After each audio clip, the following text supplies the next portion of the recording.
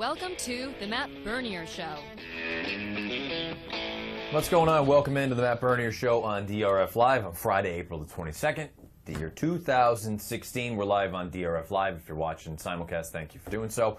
If you've watched the show via podcast, whether it's on YouTube, SoundCloud, DRF.com when it's posted later on the day, again, thank you however you watch it. Fun show today, I think, on deck. We've got Chris Fallica from ESPN. You probably know him as the Bear from College Game Day. He'll be coming. We'll talk to him on the phone here in the second segment after we kind of start things off and tee everything up with the fact that the Derby preps are over and the dust is kind of settled. It's done. The field is still going to be in flux a little bit, whether we have some defections over the next 2 weeks. We already had one earlier in the week with the loss of Cupid. That means that Motom draws into the field of 20. But all things considered, the points are done. There's no one that can gain anymore. If you're on the outside looking in, you need a little bit of help at this point. So it's going to be interesting to see at this point where things shake down. And now kind of let the games begin, let the fun begin. It's already started on Twitter where you're starting to see some people and just in general talking about how this field is shaping up and who do you really gravitate toward in a year where it seems like, again, comparing it to last year's crop of 3-year-olds at this stage in the game is kind of unfair because we saw what American Pharoah and Frost did and you know, we haven't seen Firing Line and Dortmund really be able to come back all that strong, and I don't want to say all that strong, but all that frequently. But comparing this crop thus far to last year's crop is an unfair thing for these horses. Down the road, who knows what they could turn into, but at this stage in the game, we're not dealing with the greatest 3-year-olds going into the Kentucky Derby that we've ever seen, and even in recent year. I mean, I would say this is probably one of the slower groups we've seen over the past handful of years. Doesn't mean they're not good horses, and doesn't mean they won't turn into anything. But strictly from the Derby standpoint, I can say this, and I'm not ashamed to admit this, that this is the cloudiest Derby that I've really handicapped and taken a look at over the past 5 years. Again, just my opinion. I'm having a very difficult time deciphering who I think is a legitimate runner or from someone I think is probably just an also-ran or maybe a horse that just best rounds out your sort of exotics, your trifecta or your superfecta, and the superfecta is obviously one of those sort of big wagers during the course of the year. We talk about pick six carryovers and whatnot. The Derby Super is usually one of those sort of wagers where people get involved and they hope for some sort of a life-changing score, or at least a score that'll make your year. But I guess let's start off at the top. I mean, is it as simple as the fact that Nyquist is the best horse? Maybe I've just made much too many problems for myself, or it's made it much too hard on myself.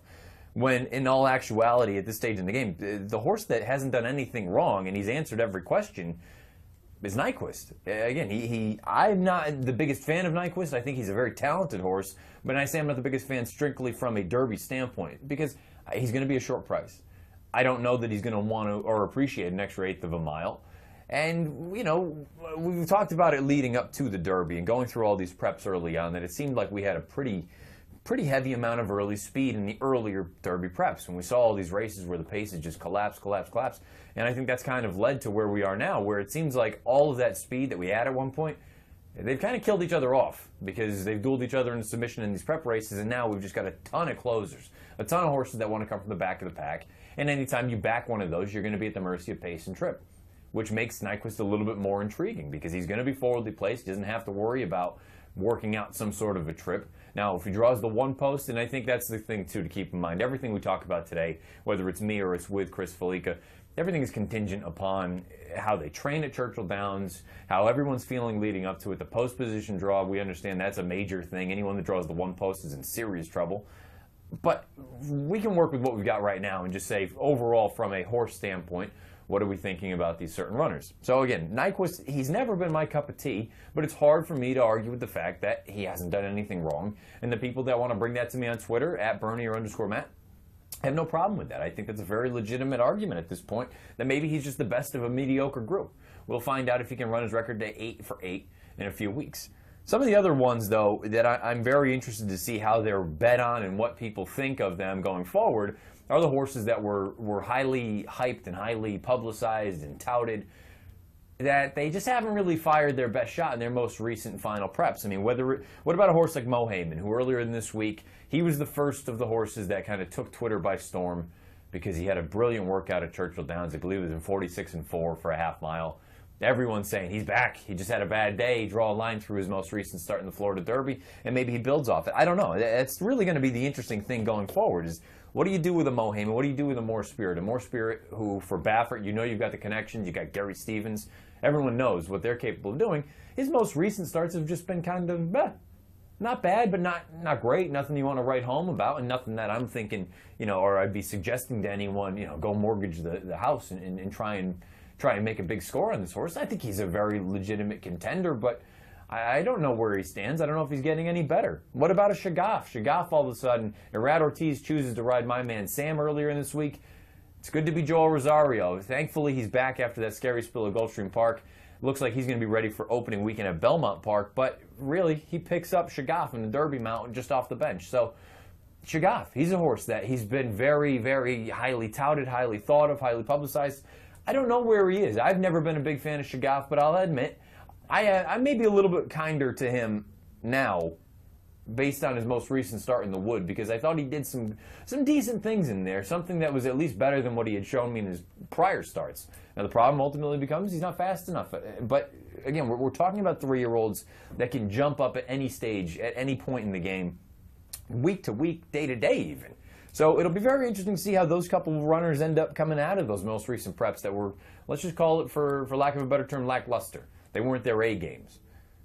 And I guess there's a part of me, I said it weeks ago, and maybe this is just the fact that I'm confused and I don't really know which way I'm going to go, but are we setting ourselves up for one of those historic Derby sort of payouts and just chaos, really?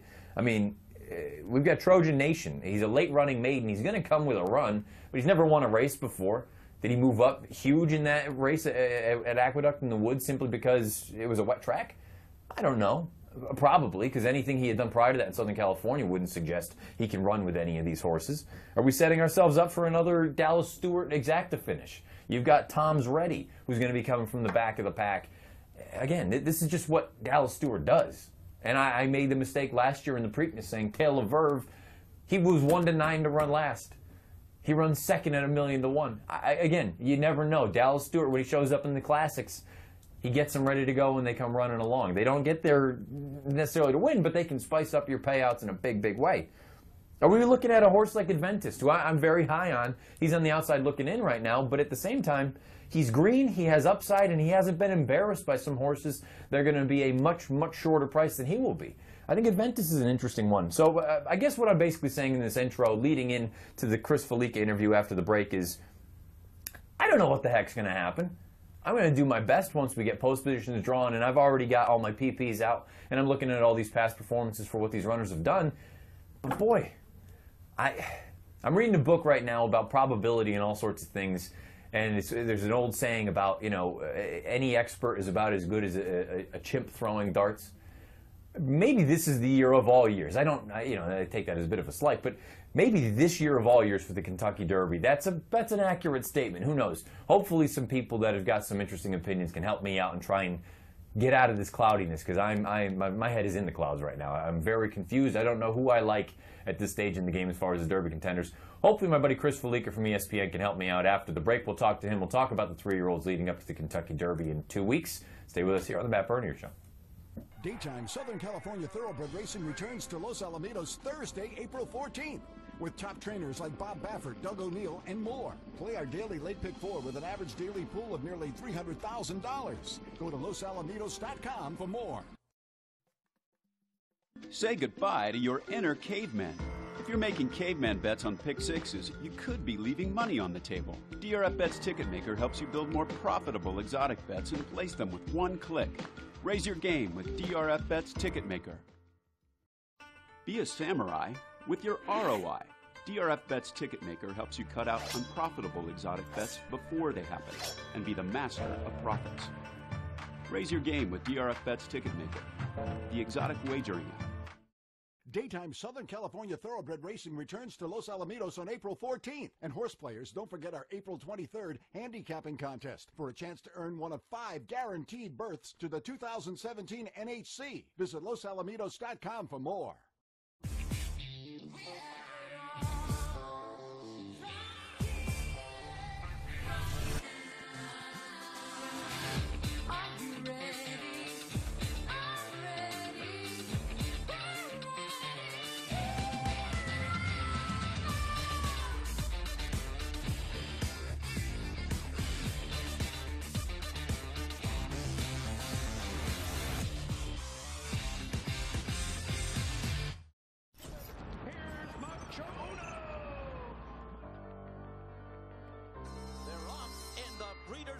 Classic.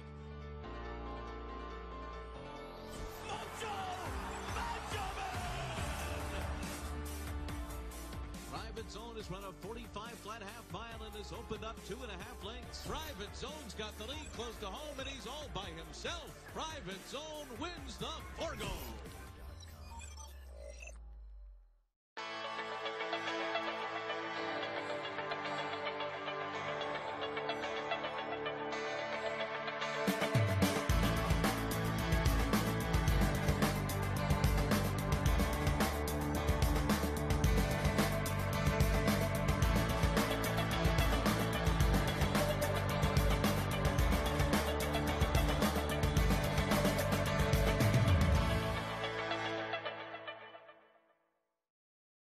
Daytime Southern California Thoroughbred Racing returns to Los Alamitos Thursday, April 14th. With top trainers like Bob Baffert, Doug O'Neill, and more. Play our daily late pick 4 with an average daily pool of nearly $300,000. Go to losalamitos.com for more. 12:11 Eastern on the East Coast, I should say. 12:11 East Coast, 9:11 on the West Coast. Matt Bernier Show, DRF Live. You know, when we let in talking about how the 3-year-olds right now, I'm having just an absolute bear of a time, no pun intended. I'm hopeful my buddy Chris Felica from ESPN can help me out here. Chris, it's Matt. How you doing, bud? I'm doing pretty well. Jake. It's certainly a year where I kept waiting all spring for someone to really come along, and I give it, okay, I can see this horse winning, and it's certainly, I don't want it to come across as a knock on Nyquist because all he's done is won, but it certainly feels to me like this is the type of year where we could have a very surprising winner at a very large mutual, because I don't know your opinion on the matter, but I personally have a hard time thinking that Nyquist is going to go in there undefeated and win, certainly with some of the slowish times that he's put up this year. Well, and that kind of leads into what one of my first questions was going to be for you, just your overall thoughts on Nyquist as a whole. I don't think anyone can argue he's got talent, but, you know, at a short price, is this the kind of horse that you want to go into the Derby and say, whether you're playing a pick 6, a pick 5, pick 4, whatever it is, or even like a super, which everyone loves to play in the Derby? I mean, is this a horse that you can go in there with confidence and say, yeah, I'm going to key everything around him? Yeah, that's certainly not on top. I mean, maybe underneath if you think you can hit the board. But I think it was Marcus Hirsch a couple of weeks ago. If it wasn't, I apologize to whoever it was. Someone over there did a really good piece, a really good study on the dam side of Nyquist, and it is all sprint. I mean, right now, I think they made the point that he's gone further than he should have gone already. And asking him to go a mile and a quarter now on top of that he could really hit a wall in the lane. And maybe I have a mental block about Uncle Mose as well. But I mean, did he get a chance really to go a mile and a quarter a lot? No. Has his progeny got a chance to go a mile and a quarter a lot? No. But I just have a mental block thinking that my Uncle Mo is going to get a mile and a quarter. So I'd be inclined to stand against him on the bloodline route, as well as. I know he's won every race, but in the Breeders' Cup Juveniles, obviously a great race to win, but kind of got a perfect setup in that race, and the figure wasn't great. At that price, that breed, I think it just screams bet against. Yeah, I think you and I kind of look at him similarly. And again, it's not a knock against the horse. He's a nice horse, but just with all things considered, the distance, and you look at the Uncle Mo. Uncle Mo, again, he's been a brilliant sire already, and this is his first crop of 3-year-olds that have come through. But he himself was much more of a brilliant miler, and like you say, he didn't get the opportunity to stretch out, or I should say out to 10 furlongs other than the Breeders' Cup Classic, which basically draw a line through. I guess let's talk about the Florida Derby. Overall, your thoughts, because I didn't love the way that he finished in here. I know a lot of people think maybe he was just getting goofy out there, but that to me was screaming that, you know what, that extra eighth of a mile at Churchill Downs is not going to be good for him. I agree, and usually the Gulfstream surface on big stakes days like that tend to lead and help a horse get that extra distance that he may not normally get. And I didn't think much of the field as a whole to begin with. And Elmer Hammond didn't really show his best stuff that day. And to have Majesto coming off a maiden win, running a clear second in that race, yeah, I know a lot of people took that standpoint that, yeah, he was so clear, he was just getting lazy and he had plenty left. But I took it as I can't see that horse getting another eighth of a mile. Talking to Chris Fallica from ESPN, a lot of people are familiar with you from College Game Day, better known as the Bear. But what a lot of people don't realize, or maybe they don't realize, is just how accomplished a handicapper you are. And this is, I'm not trying to blow smoke, but you are one of the better handicappers that we have in the country as far as the horses and as far as football is concerned. How many times have you qualified for the NHC? Well, I believe it's, I actually don't know if it's 4 straight or 5 straight. I have to go back and do the math. It's 4 straight now, because I remember year 1 I didn't, I was just out there and kind of, this is a great experience. It was a little overwhelmed in the room. And the second year I went out and at one point, eventually didn't go on the final couple of races. I was in the striking position to get to the final table, and I got I got off a Brian Corner horse out west, and it ended up beating me at a big price.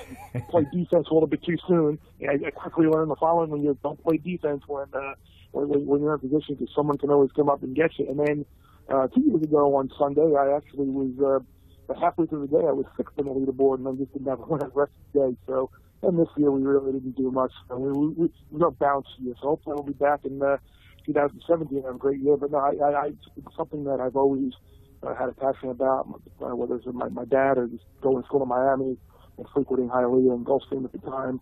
Just something that has always been a part of me and my interest, whether it's a combination of just loving and respecting the animals and the jockeys and what goes into racing. And it's my mentality of what I do with statistics and numbers is being a numbers guy and trying to read between the numbers and find an angle and analyze and just kind of beat the system for that.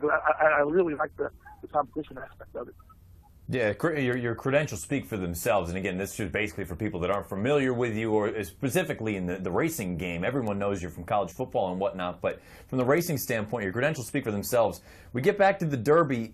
From a pace standpoint, going up for the early preps anyway, it looked like we had a lot of horses that like to be forwardly placed, and I think that kind of played itself out during the preps, where you had so many just absolutely rocket sort of pace scenarios that crumbled and set it up for these deep closers. Now we put ourselves in the position where it looks like on paper we don't have a ton of early gats. You got a couple confirmed front runners with Dancing Candy, and maybe if you want to look at a Lauban or anybody else like that, he's going to need help to get in.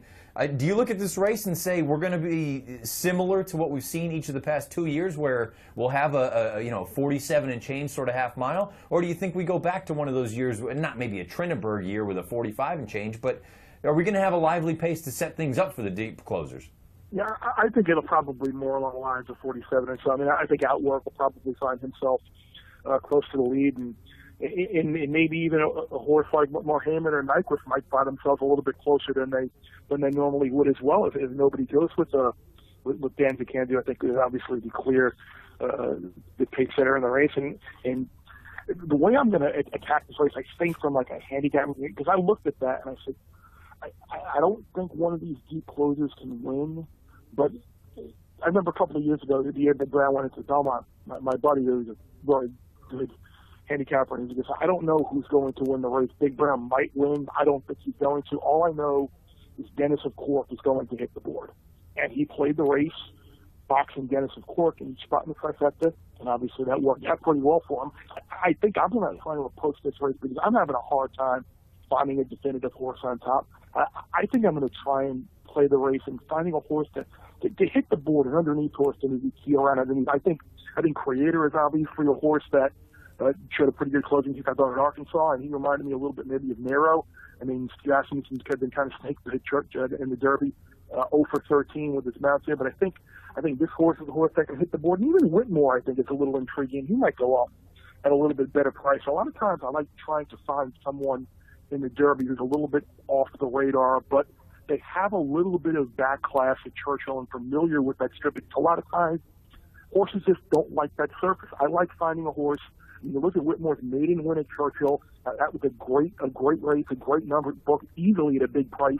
I think a horse like Whitmore, who has experience over Churchill, and you look at like Commanding Curve a couple of years ago, and horses like that hit the board. They had a little bit of back class at Churchill, but a big number, and I think those are the types of horses you might want to play with underneath. Now, and that kind of leads us into my next question for you. You know, as far as the Derby is concerned, so many people talk about it, and everybody's all hyped up about it, and rightfully so. It's the biggest race that we have in the country, maybe sans the Breeders' Cup Classic. But I guess the interesting thing is, and I think a lot of people that play the races forget this, that it is just another race at the end of the day. If for some reason you don't have anything you love, you don't have to play it, but I think most of us, push came to shove, we would get involved. Do you approach Derby Day, and really I would say Derby weekend, because you can include the Kentucky Oaks, which looks now like a very interesting race with Sans Songbird. Do you look at the Derby itself and say, are you a guy that's going to try and play the Super, or do you want to get involved with the rolling pick threes or a double or anything like that? I will typically the majority of my bankroll and my budget on big days like this, whether it's Derby Day or Breeders' Cup Day or Belmont Day or Previous.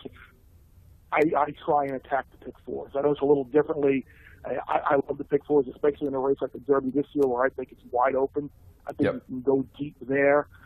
I'll play some pick fours, and I'll keep some horses around in trifectas and try and get a try that way. Maybe key one horse and exactly with a bunch of horses and play them up and down both ways. I mean, I'm getting a little bit away from just a straight win or something like that, but I'm a pick four player these days.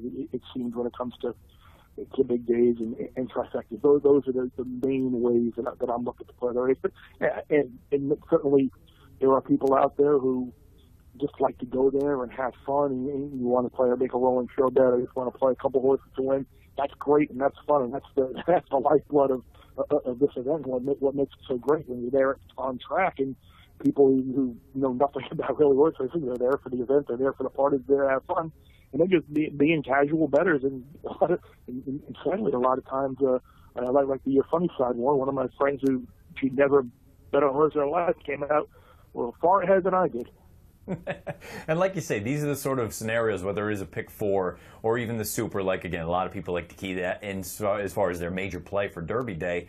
These are the kind of scores that can set you up, not just for a year, but I mean, if you get lucky enough, these can kind of be the scores that can set you up for the next 4 or 5 years. And really, you kind of alluded to it. This feels like the year where if you can key around a horse, maybe not on top, but someone coming from the back that you just want to key to hit the board and try and make some plays around that. I think it's a very interesting angle. As far as a pick four is concerned, realistically, this year in the Derby, how deep do you think that you're going to possibly go? Again, I prefaced it early when we opened the show that we've got to wait for post position. We've got to see how everyone's training. But, I mean, are you thinking that you're maybe using up to half of the field, less than that? I mean, how do you want to go approaching that? Well, I'll probably toss both the Pleasures horses just because his Derby log. I mean, seriously, he's had 11 or 12 horses sent off as like a top 4 betting choice in the race, and only 3 of them finished better than 10th.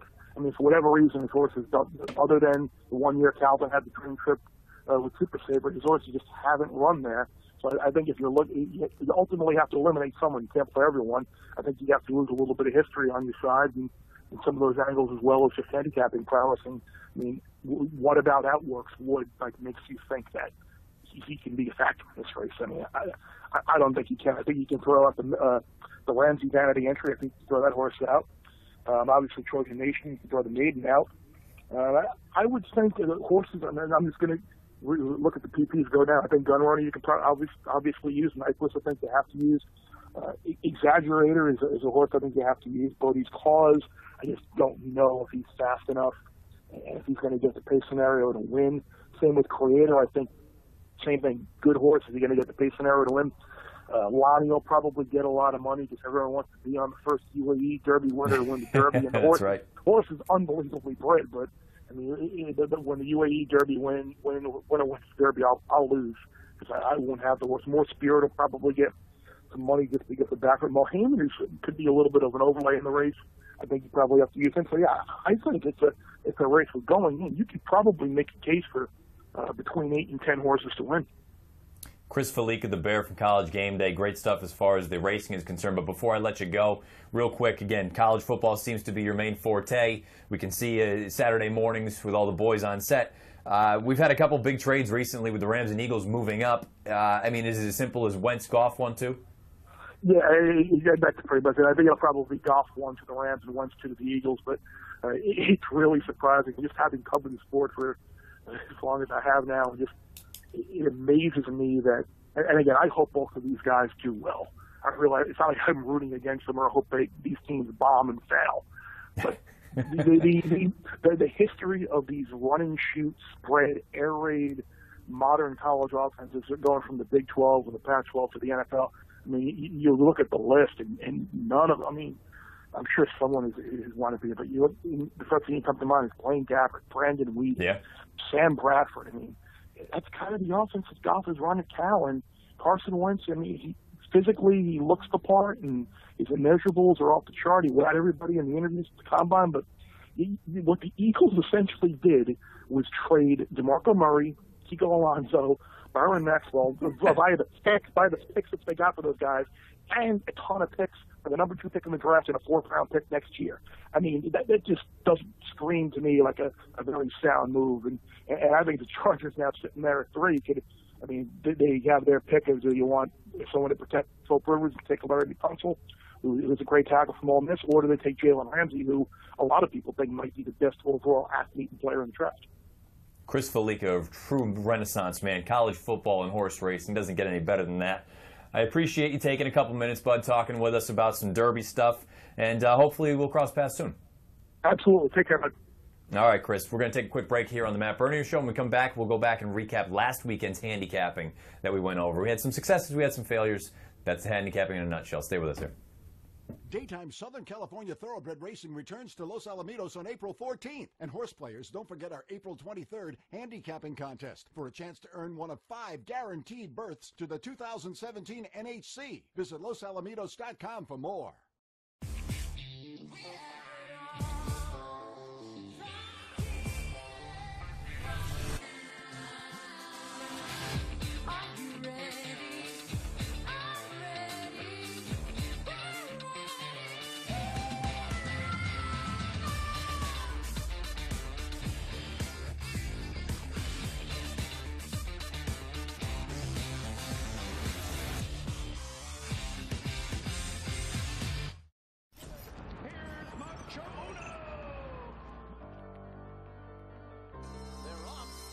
Breeders' Cup Classic.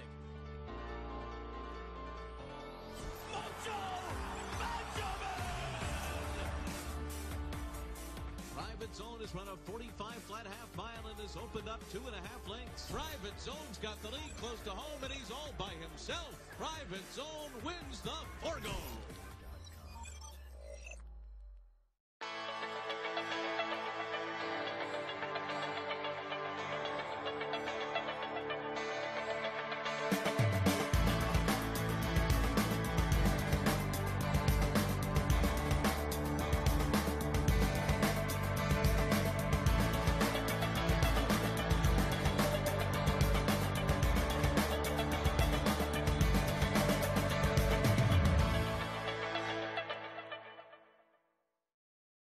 Daytime Southern California Thoroughbred Racing returns to Los Alamitos Thursday, April 14th.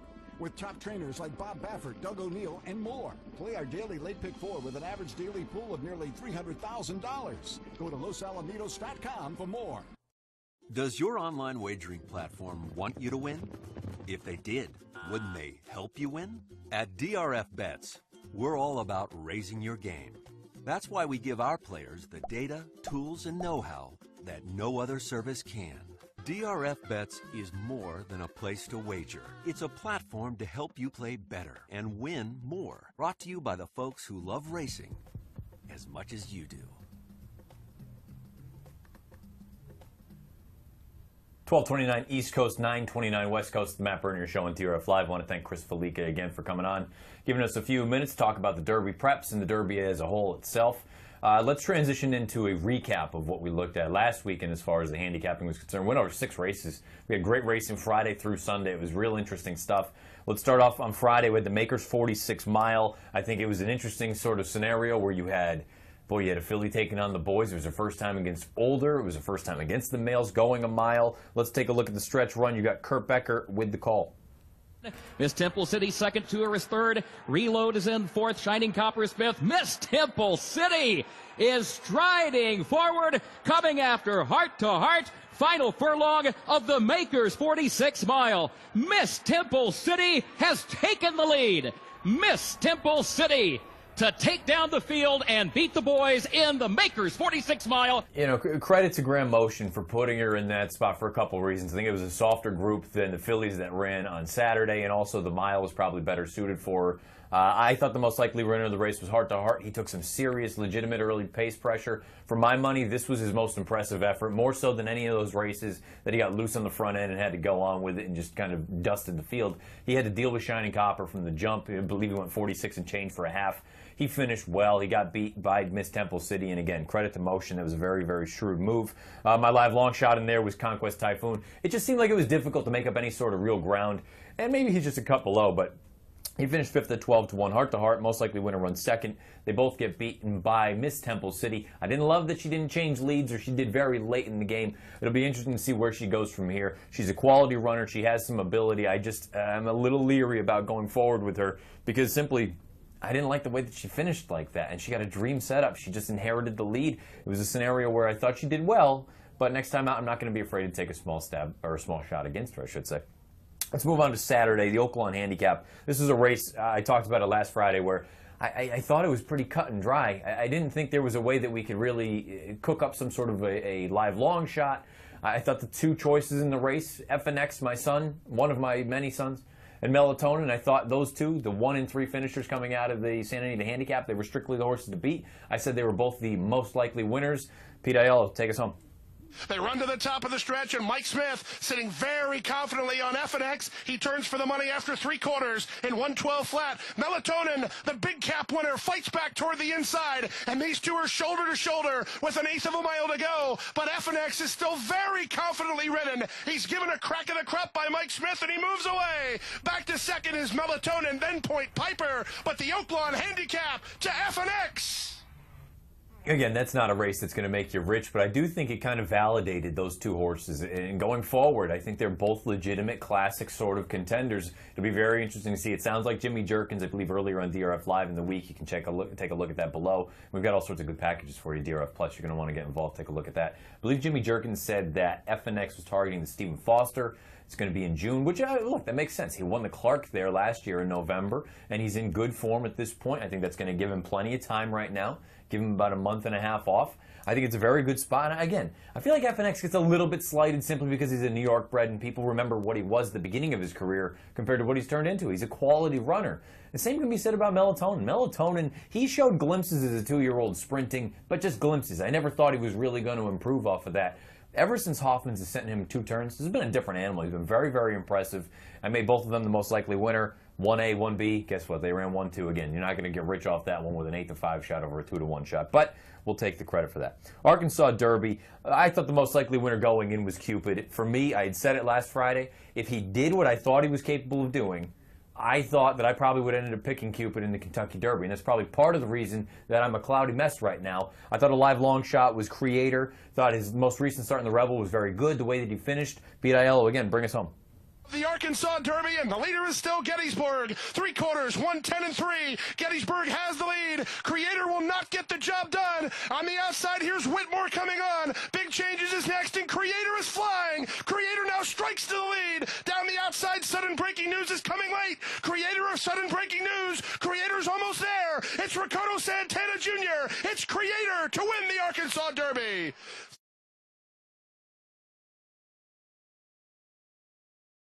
But he just can't really get out of the gate very well. And the way that he just went on with it, he never showed anything. We find out afterward he defects from the Kentucky Derby because he's got an entrapped epiglottis.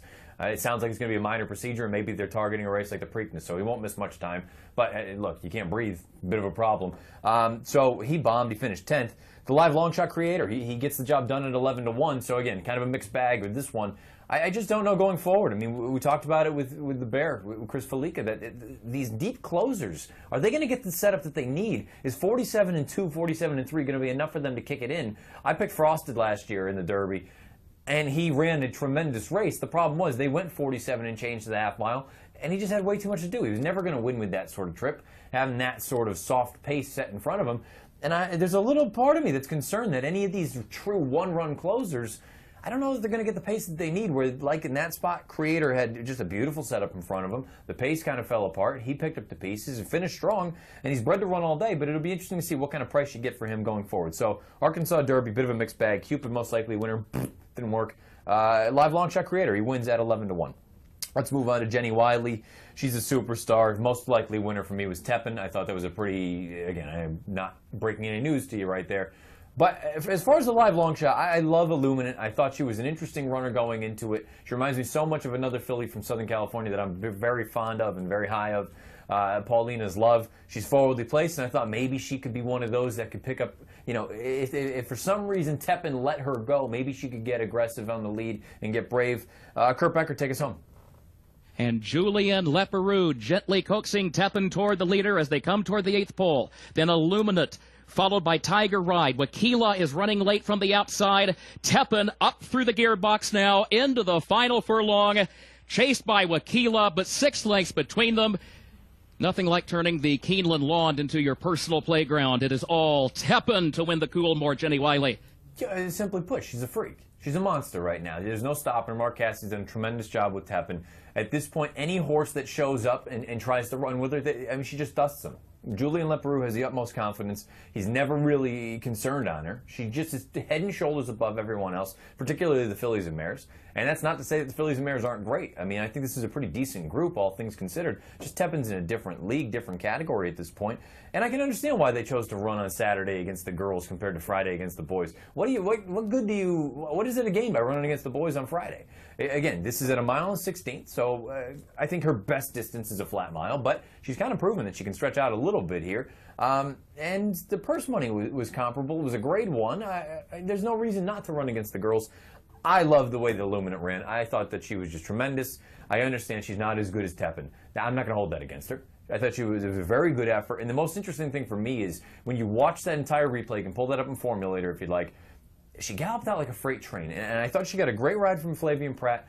I think it's going to be interesting to see what they do with her, because if you're thinking about a mile down the road, way down the road, the mile you're going to have to deal with boys. And I'm talking about the Breeders' Cup mile. You're going to have to deal with boys, you're going to have to deal with Tepin. You probably don't want to do either one of those. She galloped out so strong. Keep in mind, we're back at Santa Anita for the Breeders' Cup, and the filly and mare turf starts down the hill going 1 3/16 miles. So it may play closer to 1 1/8 miles. The way that she finished, I think there's every reason to think that she can go 1 1/8 miles. That won't be a problem for her. Maybe even the 1 3/16 miles, which I'm calling kind of apples to apples simply because they start down the hill.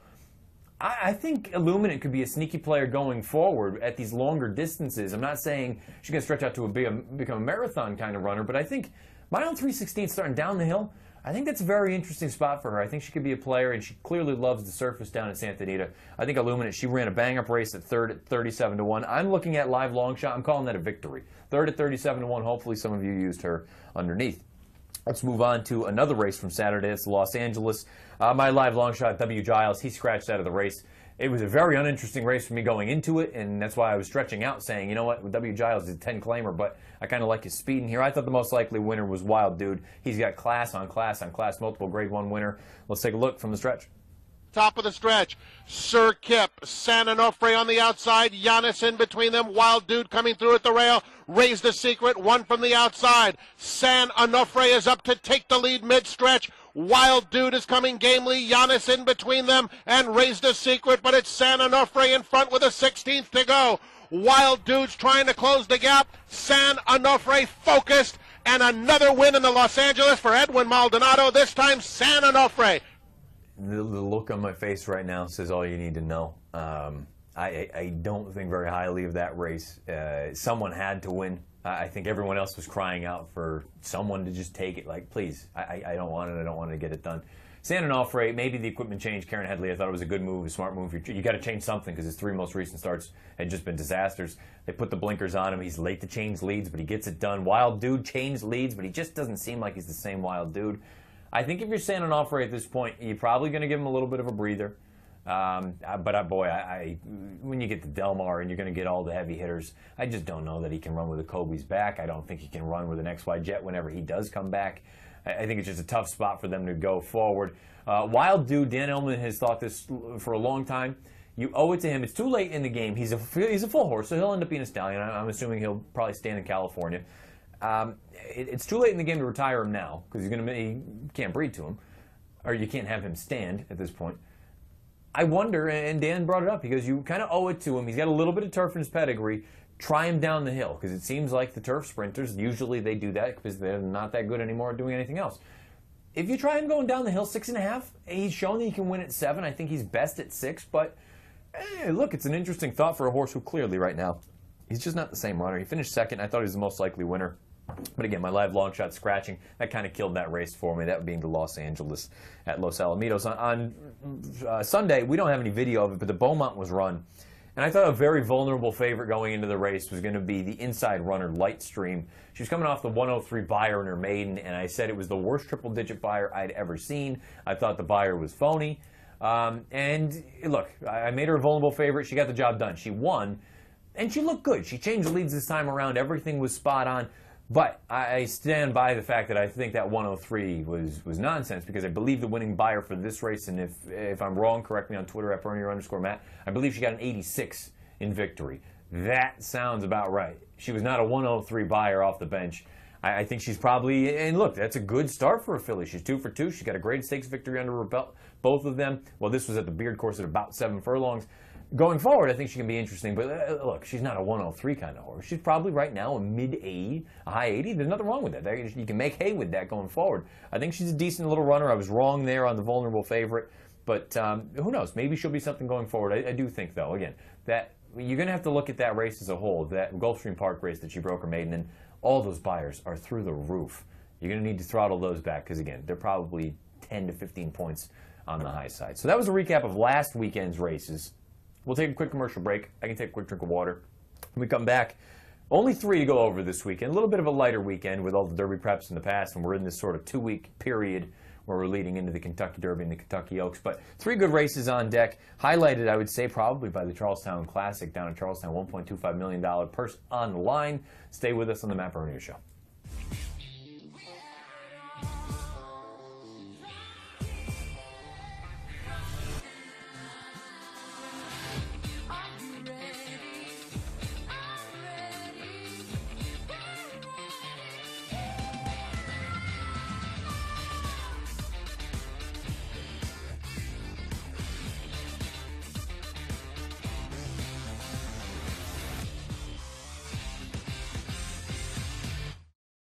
Daytime Southern California Thoroughbred Racing returns to Los Alamitos Thursday, April 14th.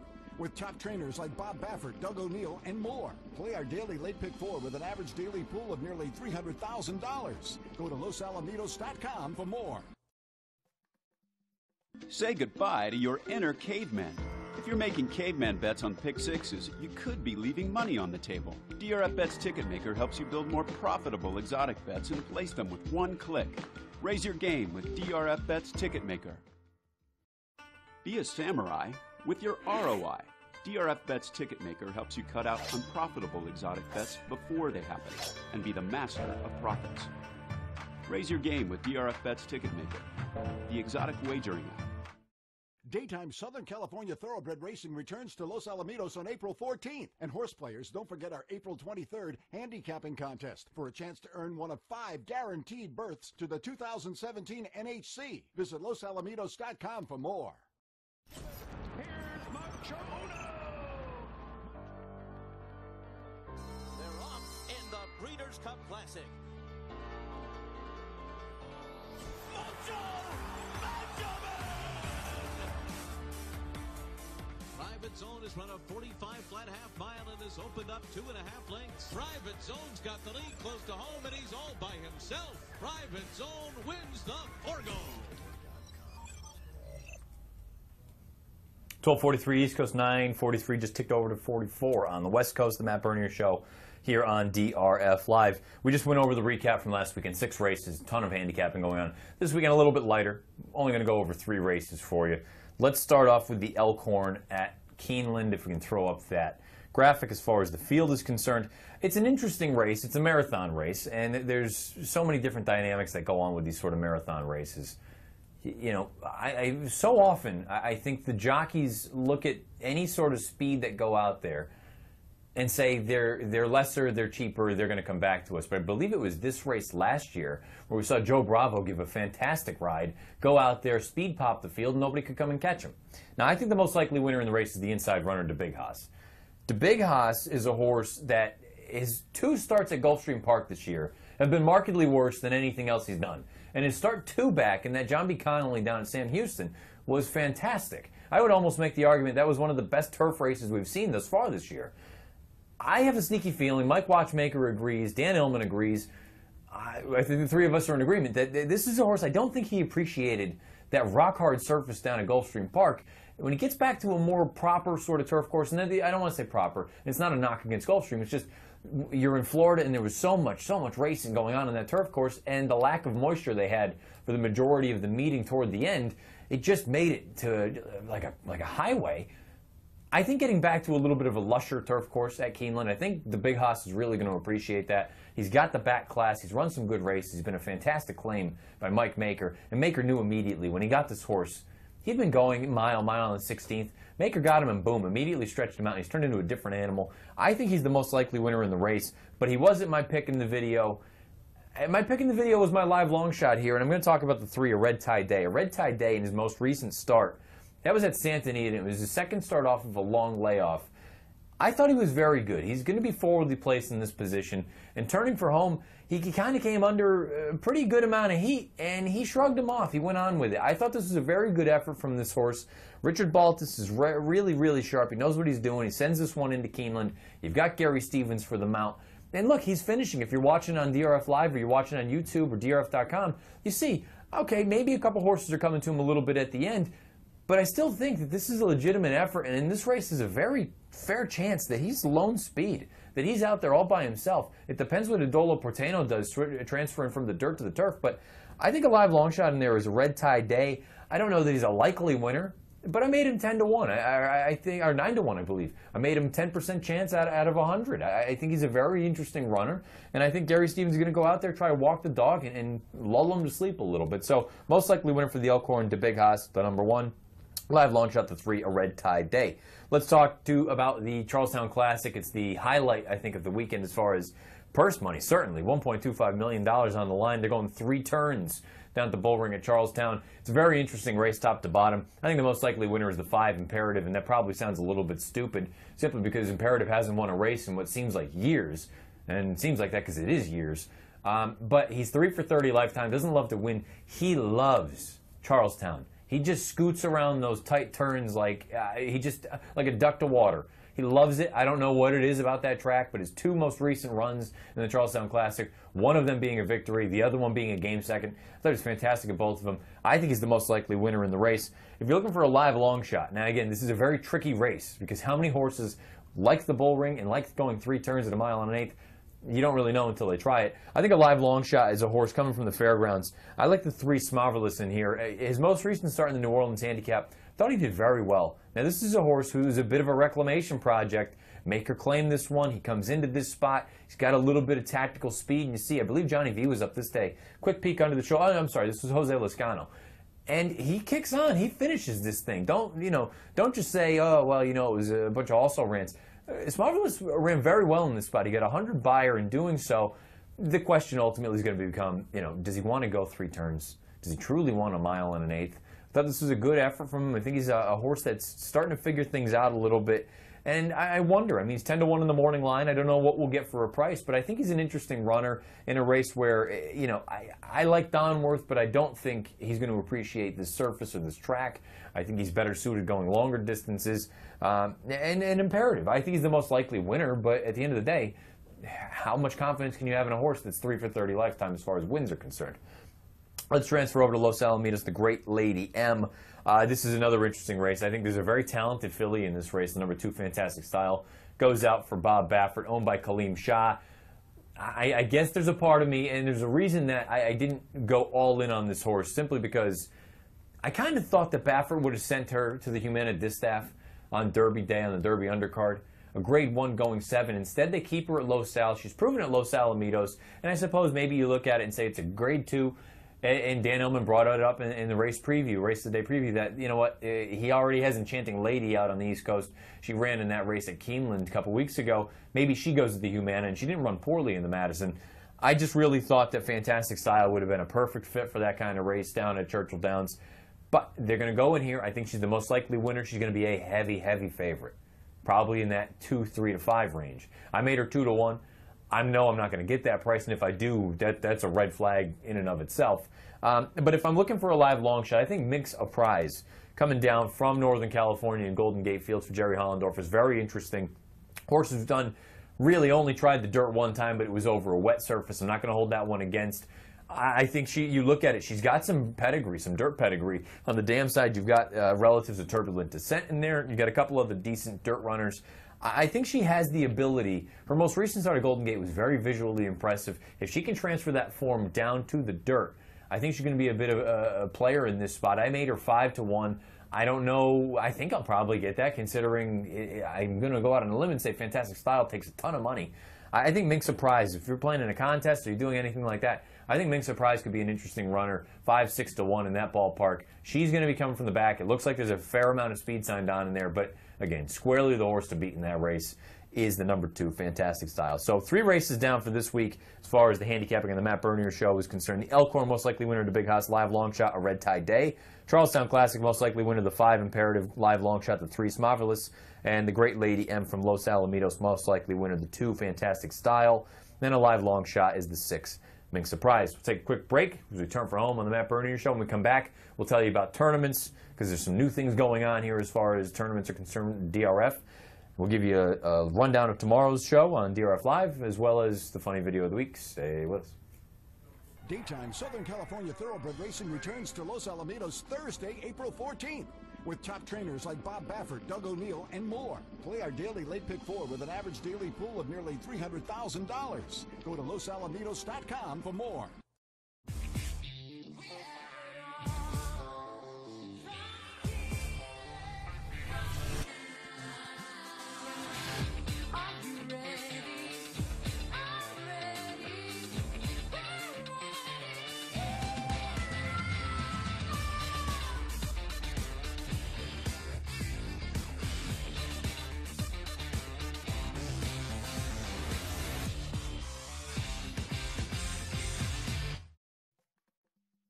Say goodbye to your inner caveman.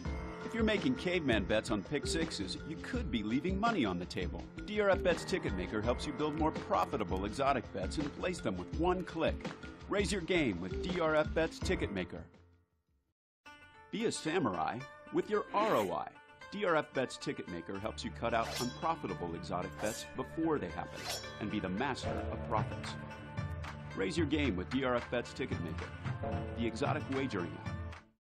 Daytime Southern California Thoroughbred Racing returns to Los Alamitos on April 14th. And horse players, don't forget our April 23rd handicapping contest for a chance to earn one of 5 guaranteed berths to the 2017 NHC. Visit losalamitos.com for more.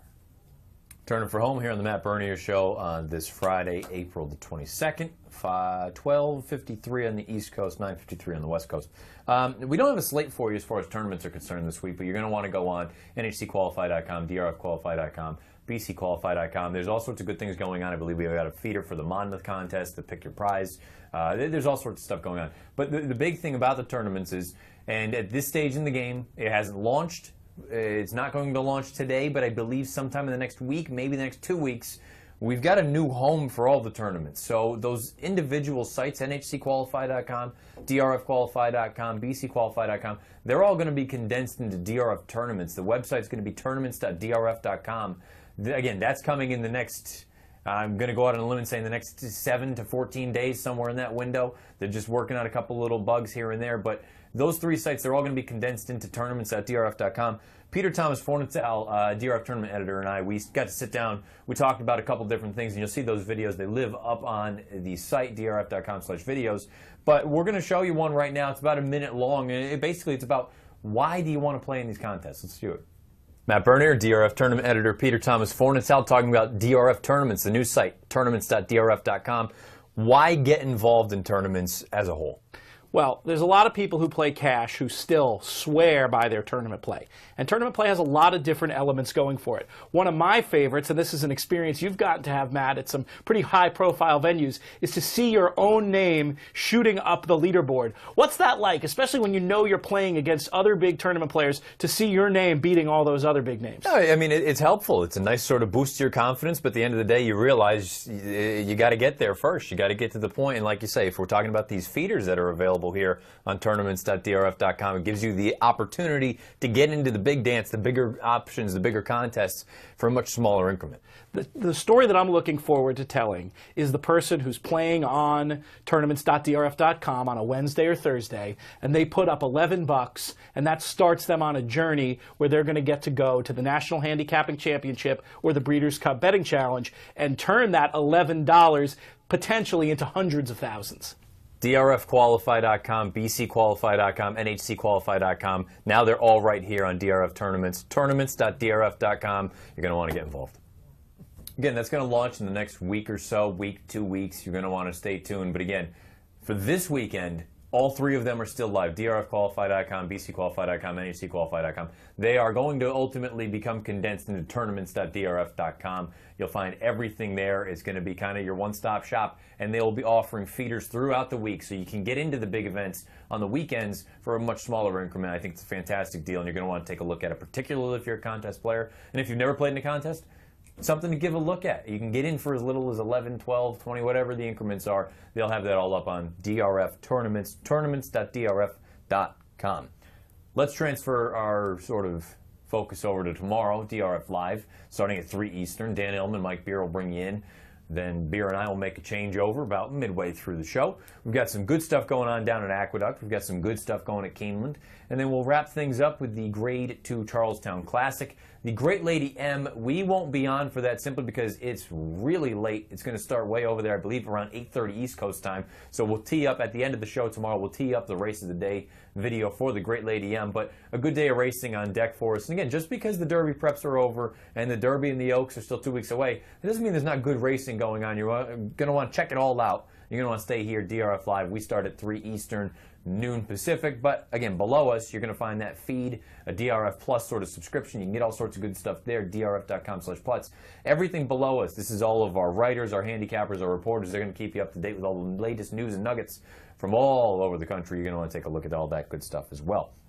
So, about 12:57, we've got a minute or two before we wrap things up and send it to the Formulator Race of the Day for Friday. But as you've become accustomed to here on this show, if you've been watching from the beginning, we've been at it for, I don't know, boy, a month and a half at this point, something like that, maybe even 2 months, I don't know. We try to wrap up with a fun video. And this was a fun video. I feel a little bit bad for the kid, but Mike Claudio, if we can tee this up. This is a kid, and he's a ball boy, and he's eating his teeth. He's eating the wall. Not a good look. Let's try it again. Slow-mo. Notice that my favorite part about this, though, is, can we show it one more time? Watch the guy actually getting ready to serve. He hears it. He stops, he turns and looks and goes, what are you doing? Your job is to pick up the ball. But credit the ball boy. Stand right back up. Pretend nothing happened. No one saw that. Smile on your face. You've got the tennis balls. You got the pen. You're ready to go. Not a good look for the young man, but guess what? He's a viral sensation. It's the beauty of social media. Something stupid happens, you become a king overnight or a queen. So the kid, I'm sure he got some ribbing when he got home or from his friends in school, but all in all, I don't think it's going to work out too bad for him. But again, stay on your feet. Just let them play. That's going to wrap up today's show. This is the Matt Bernier Show on April the 22nd. I want to thank Chris Felica again from ESPN College Game Day. Very, very sharp handicapper. He knows what he's talking about, for coming in talking about Derby for a little bit. We'll have that up soon enough on the site for podcast listeners, YouTube, SoundCloud, DRF.com. We're actually going to get ready after the Formulator Race of the Day. We're going to tape a little piece if you want to check it out on ESPN.com. We'll call it the After Show. Quick little 2-minute sort of tidbit soundbite. Tighten things up, give you a condensed version on ESPN.com in their horse racing section. Mike Claudio, well done again here today. With that, we'll wrap up the Matt Bernier Show. We'll see you again next Friday, where we'll be a week away from the Kentucky Oaks. We'll be 8 days away from the Run for the Roses, the Kentucky Derby.